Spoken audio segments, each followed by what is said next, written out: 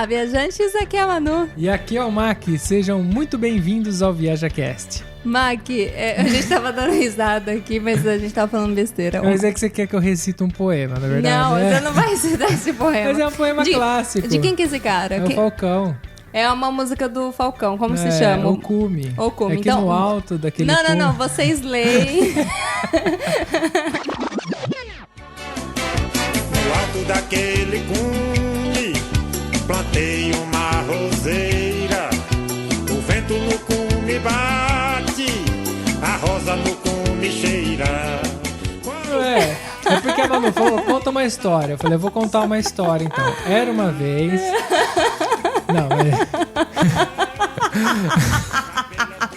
Não, Não, beleza, vamos falar sério. A gente conseguir. Não, é que hoje a gente tava afim. Nossa, já tô totalmente perdido, vamos lá. Não, o Mac quer falar do cume porque a gente, um outro dia, tava passeando de moto e a gente foi conhecer um lugar numa montanha. Foi indicação lá de um amigo meu, tudo. Falou, nossa, vai lá conhecer, né? Que é pra andar de moto lá, né? Isso. Aí vai nós lá, né? Mó feliz. Mas isso foi logo depois da quarentena, né? Isso foi bem... Foi depois da quarentena. A quarentena tá aí, gente. Não acabou ainda, Não, lockdown. Né? Foi o lockdown da Itália. Era que abriu, a gente falou, vamos dar uma saidinha, né? Respirar um ar puro. E vamos pra montanha, que não tem ninguém e tal, né? Apesar que tinha bastante gente indo pra lá e pra cá, né? Mas... Não, mas a gente tava em cima da moto. Sim. Aí a gente foi, chegou lá nessa montanha aí, fechado. A gente andou um bom tanto subindo, mas a pontinha onde ele interessava não podia ir. Tava fechado. Você falou, puta merda, a gente andou bem pra chegar lá, uma horinha pra chegar lá pelo menos. Vamos... tinha visto umas placas na pista, né? Um tal de Finisterre, né? Vamos pra frente andar um pouquinho, parece ser perto, vamos ver o que tem, né? Foi aí que a gente descobriu as famosas muralhas de Piemonte. E é exatamente essa história que a gente vai contar pra vocês. Partiu? Partiu.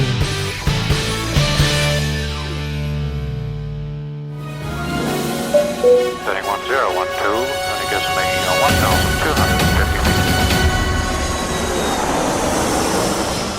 ViajaCast.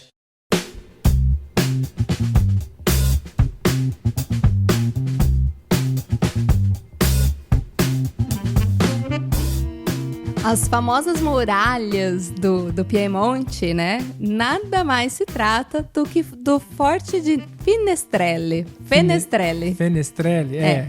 Forte de Fenestrelle. Vendi a pronúncia certinha, eu falei tudo cagado. Que a partir de 1999 o monumento se tornou símbolo da cidade de Torino. E a gente tava passeando ali perto, né? O cara tinha me indicado a montanha e por acaso a gente caiu ali, né? Vamos olhar assim, vamos entrando assim, dessa mania que a gente tem de ir entrando pros lugares assim. E de repente a gente entra num lugar que é uma fortificação imensa. E que ela tem um formato de muralha, assim, né? Que ela cobre o pico da montanha, ela vai subindo a montanha e tal. Então, se você olha no mapa, ela é tão grande que não dá pra você ver ela, né? Você tem que olhar ou as fotos pra ter noção dela inteira, ou os mapas que tem, né? Inclusive, tem até lá dentro, tem uma representação em 3D. É, porque é impossível ver ela ali dali de baixo. Inclusive, a hora que a gente tá indo pra lá, no sentido que a gente saiu daqui de Torino, sentido a muralha, você vai passar por uma parte destruída, né? Que é a parte que interrompe a muralha. Porque a muralha é lá de baixo até lá em cima. E a pista passa na parte que foi destruída. Ela vai até o alto do cume, né? No alto daquele cume, plantei uma roseira. Não, parou, Maxão. O vento no cume Meu Deus, não posso lembrar ele disso.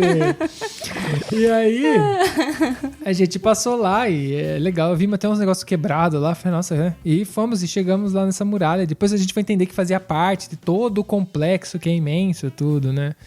Então, mas a gente, aquela primeira vez, aquele dia assim, a gente meio que passou ali e na base ali tem um museuzinho. Ah, sim. Que foi que a gente visitou a primeira vez. Os animais do comandante.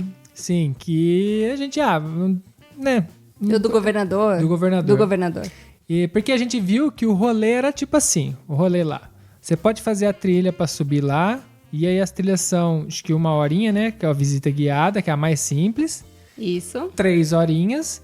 E 7 horas de visita guiada. Exatamente. Inclusive, Mac, eu fiz uns stories no nosso Instagram. Pra quem acompanha, já tinha visto já, né, gente? Pra quem acompanha, viu. Então, quem assim, viu. Quem não viu, eu vou fazer um destaque. Na hora que sair esse programa, eu faço um destaque lá. Ah, beleza. Aí então. Vocês podem conferir também. Qualquer coisa, se não tiver, vocês cobram ela, né? E aí eu até coloquei o mapinha nos stories do trajeto que é feito. O de 1 hora fica só ali na base mesmo, né? Que, tipo, eles sempre têm guia, né? Todos os passeios são guiados. Lá você não pode entrar sem guia. Só esse museu aí dos animais o museu tá na parte de baixo, não é praticamente nada. Do governador, que você pode entrar sozinho e tal, fazer o tour. Mas o de 1 hora é basicamente ali no pé do negócio. E eles descem até uma parte ali e fica ali. O de 3 horas, você sobe até o negócio lá do diabo, lá. Como é que chama? Que seria a guarita, já traduzido, Isso, do diabo. Do diabo. E depois, o de 7 horas, você vai subir até lá em cima mesmo, na parte mais nova. Porque lembra que ele falou que eles começaram a construir de cima pra baixo, por causa das pedras? Sim, então... A gente se sobe até no mais alto possível, que seria a parte mais nova do forte, que tá mais destruída hoje. Então não seria a parte mais velha? Porque se começa de cima pra baixo... É verdade. Olha eu aqui. Toy. Não, mas falando em tempo, a mais velha, porque dá pra distinguir a idade, porque demorou quantos anos? 122 anos? 122 anos pra construir. Eles começaram a construir em 1728... E aí, tipo, o que tem hoje foi ali em 1850 que pararam. Então, você vê que dá pra distinguir novo e velho, porque, né? Dá, porque... São 2 gerações aí, praticamente. Exatamente. E aí, tipo, o de 7 horas faz todas as muralhas, toda a parte das escadas e tal, que, aliás, não são poucas, né? São 4.000 degraus de escada. E aí tem uma parte da escada que, inclusive, o nosso guia falou... Era feito pra subir com as mulas. Era isso que você ia falar? Não, Mas ele falou isso também. O nosso guia falou que tem uma parte das escadas ali que é coberta, que ela é tão inclinada que quando eles fazem esse trajeto, a pessoa só sobe, não desce porque tem perigo de cair. Por conta da inclinação. É uma inclinação de 45 graus. Sim, é a inclinação e a distância dos degraus também é pequenininho, porque era feito para subir com as mulas. Ah, sim. Lembra porque ele falou da parte até que eles usavam o esterco da mula para esquentar as coisas lá. Então, tipo, aquela escada, 45 graus para quem não tem noção, uma escada normal aí é em torno de 25 graus, mais ou menos, assim. Então você teria que inclinar ela quase 2 vezes para você ter uma noção de como sobe, né, rápido. Tanto que o pedaço que a gente faz tem 30 graus. Isso, que já não é fácil. Você já é fácil você subir 100 e poucos graus assim, numa pancada só a 30 graus, porque muito rápido você sobe, né? Você tá indo para cima, né? Como se fosse uma escada vertical. E a hora que chega nesse trecho, quem faz o tour de 7 horas... até passa por um pedacinho dessa escada, mas logo sai porque ela passa no cantinho, ele sai porque não pode fazer porque ela é muito perigosa. Você só pode subir um pedacinho e depois caiu, né? Quebrou os muros lá, porque é muito antigo, né? Sim. Ficou abandonado por muito tempo, né? Exatamente. E aí depois na volta, eles não voltam pelo mesmo caminho. Eles fazem uma trilha ali nas montanhas e desce. Por isso que demora tanto pra fazer, porque eu acho que a parte das muralhas mesmo acaba bem mais cedo do que até a parte da trilha. A trilha deve levar mais tempo. E esses são os 3 tipos de passeios que podem ser feitos lá. Só que no dia que a gente descobriu essas muralhas, a gente não fez o passeio. A gente acabou até agora dando um spoiler que a gente fez, daí eu falei, o guia. Mas é porque a gente voltou lá depois com os nossos primos. Sim. Tchau, tchau, primos.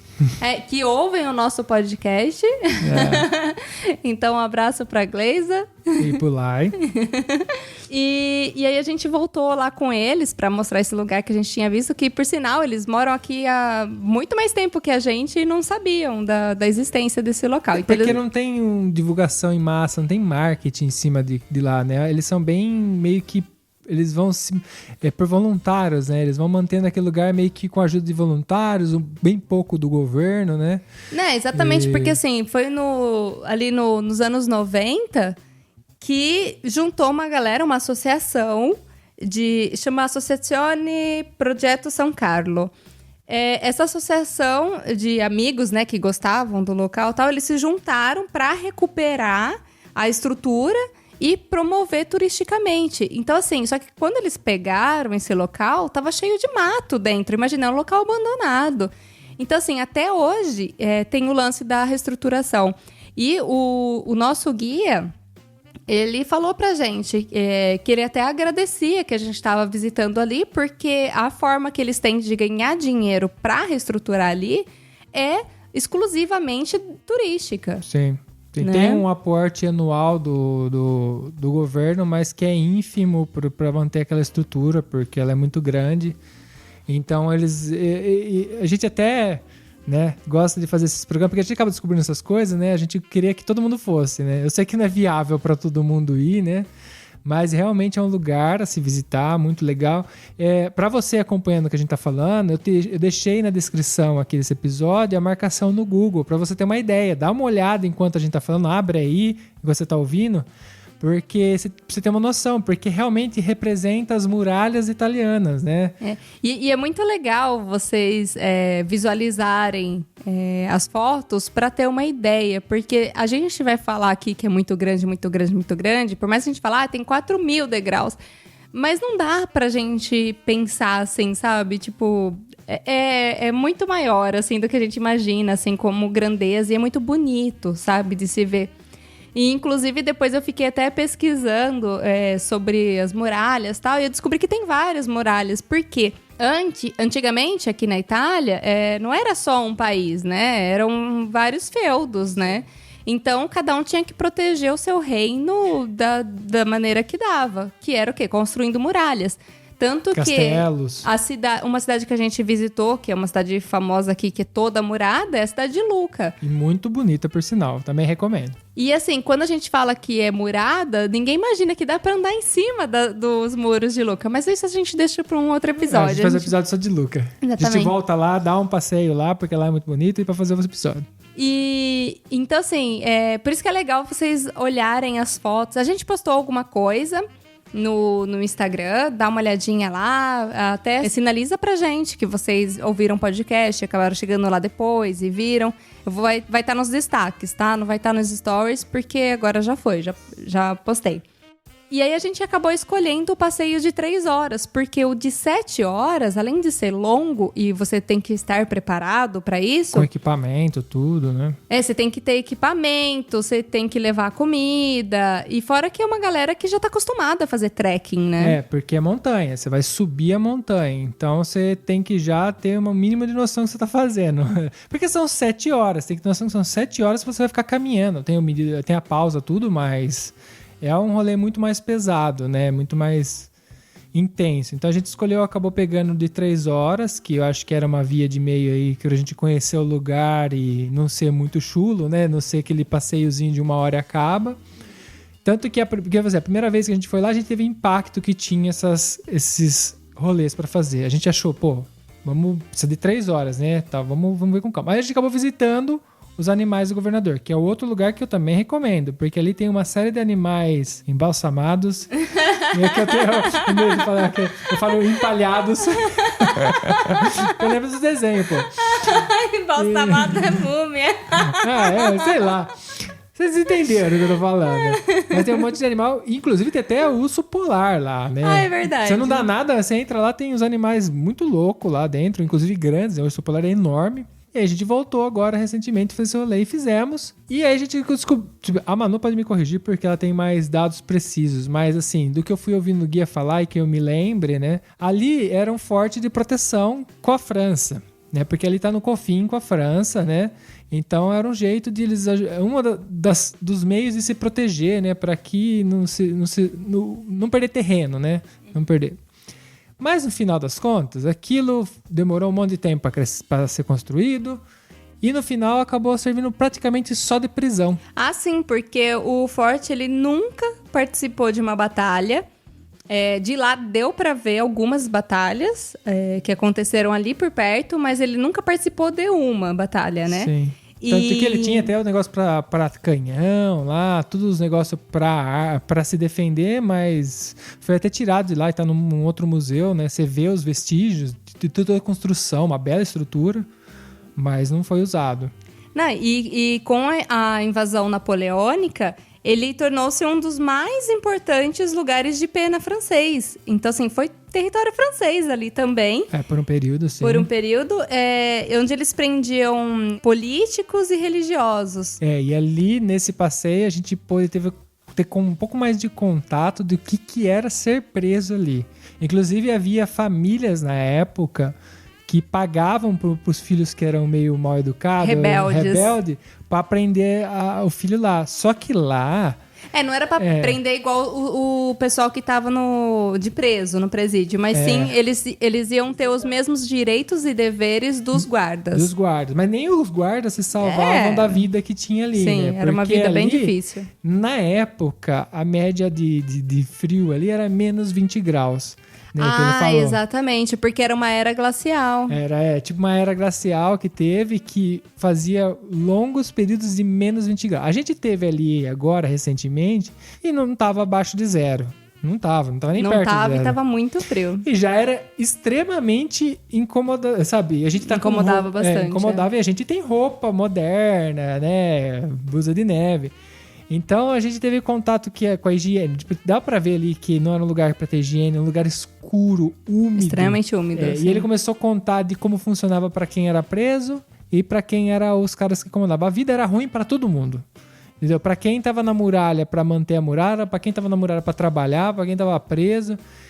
Então era um lugar realmente, sabe, impactante. E tem uma história muito pesada por trás, né? Sim.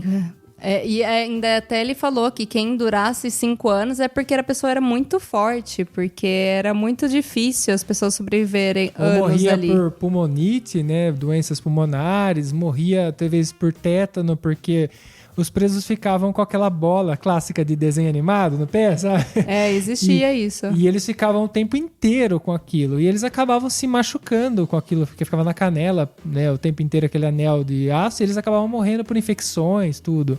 Pensa, os caras, além de ter que construir aquilo, porque é tudo feito de pedra, umas pedras enormes, pesadas, ainda tinha que ficar arrastando uma bola de ferro, né? No tipo tornozelo. Desenho animado, né? Que a gente horroroso vê. isso. Não, sim. Era cruel, assim. Ele falou... Ele levou a gente para uma cela na parte superior que, segundo ele, né, os presos no final do dia, depois de ter trabalhado, que os presos eram usados como mão de obra.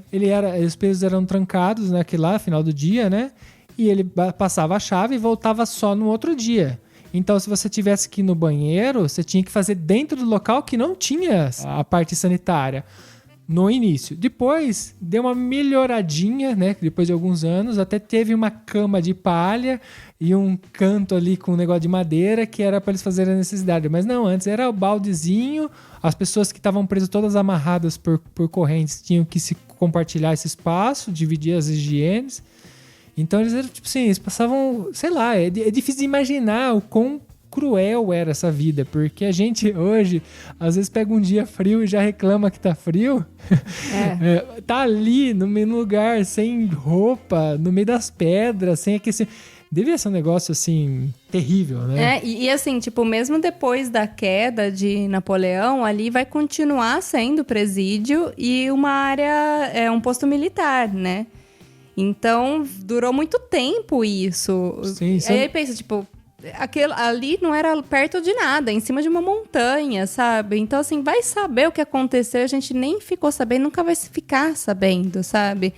Porque o negócio é pesado, gente, é pesado. E, assim, a gente passando ali, hoje em dia, eles ainda têm uma luzinha aqui ou outra, e mesmo assim é escuro. É escuro, mesmo com os LEDs. Você sente a umidade no ar. Então, assim, já dá pra sentir um pouco. Imagina ficar lá, sabe? Tipo, anos da sua vida, né? Eu acredito que nessa época devia ter uma taxa de suicídio muito alta também, porque na hora que você vê que você não tem o que fazer. Não vai mudar a sua vida. A visita parte, a gente conhecendo a parte inferior, né? Do prédio principal, que é onde a gente visita a cozinha, onde fazia a comida, tinha o anti-rato, né, pros pães, né, que é muito engraçado, que é uma coisa pendurada no teto para você apoiar o pão para os ratos não pegarem. E os fornos, que ele falava que tinha um forno imenso que praticamente nunca foi usado, porque eles faziam só aqueles caldeirão com sopa lá, e o forno principal, com aquele gigantesco, era usado acho que 2 ou 3 vezes por ano. E uma outra curiosidade também que ele falou é que o pessoal, uma das coisas que usava para esquentar na época era tomar vinho quente. Sim. Eles pegavam um vinho e aquecia, e foi daí que saiu o vinho brulé, que eles chamam aqui na região de Piemonte, que no nosso país, a gente chama de vinho quente mesmo, né? Que é aquele que a gente toma na época de São João, né? São João, sim. Das festas juninas. E aí aqui também tem o tal do vinho quente, que até hoje o pessoal faz, agora no inverno tem, inclusive, chama vinho brulé. Que ajudava a pessoa a ficar bêbada e quente, né? Pra superar... Pra dar uma aquecida, né? Aguentar o inverno. Sim, que era bravo.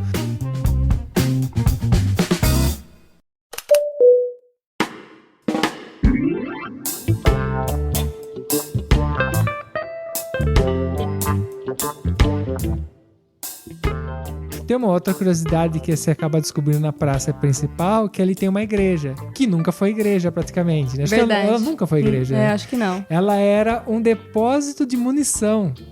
Por que acontecia? Na época da Segunda Guerra, a galera não bombardeava a igreja, né? Era uma das coisas poucas que eram poupadas, né? nas guerras, que é meio que um acordo informal que existia. Então eles guardavam todo o armamento dentro de uma capela, porque poderia ser bombardeado tudo e aquilo lá provavelmente não seria, né? E além de tudo, ter fácil acesso para a galera que estava combatendo, apesar de nunca ter sido usado. E quando você faz a visita, você vê que foi reestruturado o teto, né? E lá tem as marcas ainda das divisões, né? Tipo assim, aqui é bala, aqui é canhão, sei lá, é granada. Então você consegue ver dentro da igreja, que ela é vazia, com essas marcações como se fosse um estoque de armas. É muito legal isso, né? Porque é uma característica da época, né? Sim. E aí a gente fez esse passeio aí de 3 horas, que basicamente a gente sobe até a guarita do diabo, que a gente tinha falado, e depois desce pelo mesmo lugar que a gente subiu. E aí, essa guarita do diabo, ela recebe esse nome, e o Mac vai contar essa história. Se eu lembrar, né? Obviamente. Não, é porque... Ali, eu não lembro. Ué, mas esse cara zoando, só vocês ouviram a história. É verdade. Você tá me zoando por causa disso. Eu não sei se vale a pena cortar, mas tá valendo. Não é que no dia, o que aconteceu?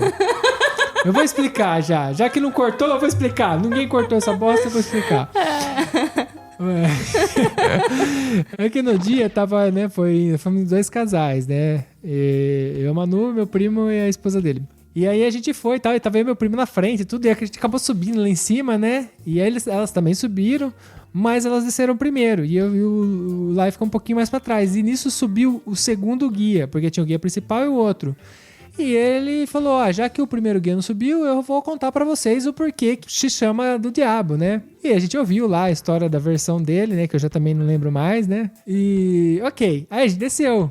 Aí a gente chegou e falou lá embaixo pra elas. Não, porque eles contaram pra gente o diabo, né? Por que é a guarida do diabo? E elas, por quê? Por quê? Eu falei, não... Só quem subiu vai saber. Só quem tava lá. E aí a gente começou a falar, elas nem vão saber daquilo. Eu tô zoando, né? Só que aí a gente se ferrou porque o guia principal também começou a contar a história de novo, né? Aí ele falou pra quem ficou lá embaixo o porquê que chamava a Guarita do Diabo. E se eu não me engano, era porque a construção... Não, eles viam vulto, sei lá. A Manu vai saber porque isso ficou na memória dela. Na minha, eu esqueci. Depois que eu zoei, eu esqueci. Não, e foi muito engraçado que aí eles falaram assim... o primo dele falou, a Manu vai ficar curiosa? Eu falei, não. Falei, no máximo eu procuro na internet, pergunto pro guia depois. Não vai funcionar essa tática comigo. E, de fato, o nosso guia, ele contou pra gente... Eles falaram que... É uma que não tá lembrando, mas na hora eles falaram pra gente que... Não sei se é verdade, né? Que o guarita... O guia que tava lá em cima com eles contou a história numa versão um pouco diferente. Mas o fato é que é mito. Então, por isso que leva o nome de Guarita do Diabo. Então, assim, na verdade, lá é um ponto bem alto, que dava pra ver muitos quilômetros se chegava alguma pessoa, né? Então... À noite eles avistavam as coisas. Não, e pensa, é um lugar muito frio, que bate vento, porque é aberto e tudo mais. Então, assim... Na verdade, o guia pelo menos falou que os guardas não queriam ficar lá porque fazia muito frio, um lugar aberto, que ventava e tal. Então, eles começaram a inventar histórias, né? Do tipo que uma vez eles acenderam uma vela e a vela não apagava, ela não se movimentava com o vento. Você colocava a mão nela, ela não queimava. E aí eles falavam que é porque o próprio diabo morava ali. Mas, assim, depois eles falaram, né? Não, isso daí o pessoal tá inventando exatamente pra não ter que ir lá, ter que ficar lá. Porque daí falava que tinha medo, né? De ficar nesse lugar que era mal assombrado. Então era melhor inventar essa história, porque era frio, né? Aí a gente até brincou, né? Vocês achando Agora eu lembrei, verdade. Vocês achando que o inferno é quente, né? O inferno deve ser frio. Ah, sim, porque ó, passa um frio pra você ver como que é foda. E calor também, os dois. Passar muito calor, passar muito frio sempre é desagradável, não tem jeito. É que frio dá pra pôr roupa. É que eles não tinham na época, né, coitados. E aí depois desse passeio aí... a gente foi almoçar. Finaliza como, né? Comendo, né? Todo rolê acaba em comida. E aí a gente foi almoçar no restaurante que tem ali no Forte mesmo. A gente fez o menu. Pra quem não sabe, a gente já deve ter falado isso algumas vezes aqui no podcast, mas o menu aqui na Itália, você tem um antipasto, né? De um tira-gosto ali. De entrada. Umas entradinhas. Depois o primeiro prato, que normalmente é uma massa. Sim. Depois o segundo prato, que é uma carne. E o doce. E depois o café ainda eles tomam. A gente fez um menu que que compreendia o antipasto, o primeiro prato, o doce e o vinho. E o vinho, sim. Você escolhia ou o primeiro prato ou o segundo prato. Esse menu não tinha tudo. Sim. Até porque é mais do que suficiente. A gente encheu o bucho lá. Foi. A gente saiu meio que rolando. A gente comeu muito. Tipo, o Mac até terminou algumas coisas porque eu não aguentava. E o Lai da esposa dele. E vale a pena. Valeu muito a pena. Porque no passeio a gente tinha um desconto, né? O menu era um pouquinho mais barato pra gente porque a gente tinha feito o passeio, né? Então, no final do dia, acho que todo o rolê compensou muito. E fora que depois de você caminhar e tal, você tá morrendo de fome, né? E aí tava friozinho pra ajudar. Nossa, a gente comeu a beça. E na hora que a gente tava indo embora que começou a chover. Então, a gente deu muita sorte nesse dia. Provavelmente aquele pessoal que saiu pra fazer o de 7 horas não deu tanta sorte assim, porque eles iam chegar só... Eles iriam chegar só no final do dia, mas eles estavam preparados pra isso, porque como o nosso guia disse, eles têm que estar preparados até se precisar acampar lá no meio da montanha, porque nunca se sabe. Quando você sobe uma montanha, você tem que estar preparado pra tudo, você não sabe o que vai acontecer lá em cima, né? E então, eu não sou a profissional, né, no trekking, eu não encarei isso daí, não. Mas quem sabe, talvez um dia, né? Exatamente. Vamos treinar, vamos começar com menos horas, né? Depois a gente vai aumentando. Não é fácil, né? Bom, é isso. O recado que a gente queria dar pra vocês, pra você conhecer esse lugar, que eu imagino que a maioria, acho que quase 100% de quem ouve a gente nunca ouviu falar, porque é um lugar que não tem uma divulgação. Então, acho muito difícil alguém que tá ouvindo a gente conhecer. E nem que for pra você visitar virtualmente mesmo. É mais um lugar que vocês vão saber que existe, vão ver. Porque quantos dos programas que a gente assistia desde criança na televisão, eu me considero que eu visitei até aquele lugar. Sim, porque você via tudo, né? Sim, e é muito legal isso. Então, a gente tá aqui pra compartilhar com vocês também. E até que não conseguem fazer essas viagens, né? Aí a gente compartilha a experiência com vocês para vocês ficarem sabendo que existe e ver, procurar na internet, porque tem tanta coisa esse mundão que a gente acha legal isso. E a gente adora esse tipo de coisa que ninguém sabe, é uma coisa que tá ali, existe e quase ninguém vê, né? Bom, o recado é esse, eu espero que vocês tenham um bom dia hoje e um abraço. Na verdade hoje eu tô com a risada solta. E você ia zoar eu? Não, eu não ia zoar você. Eu vou falar bom dia, Itália, boa tarde, Brasil. Um beijo, tchau, tchau. Tchau, tchau.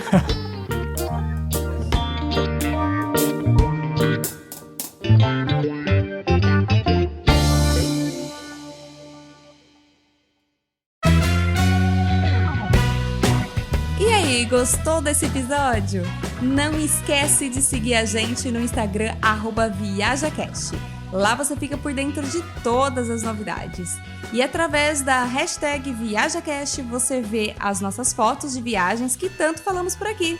Caso você compartilhe, não esqueça de marcar a gente pra gente poder ver também. Se você quer entrar em contato com a gente, manda um direct no Instagram ou um e-mail para contato@viajacast.com.br. E fica aqui o nosso muito obrigado para quem colabora compartilhando o nosso querido projeto e para os nossos patrocinadores, cujos nomes estão na descrição de cada episódio.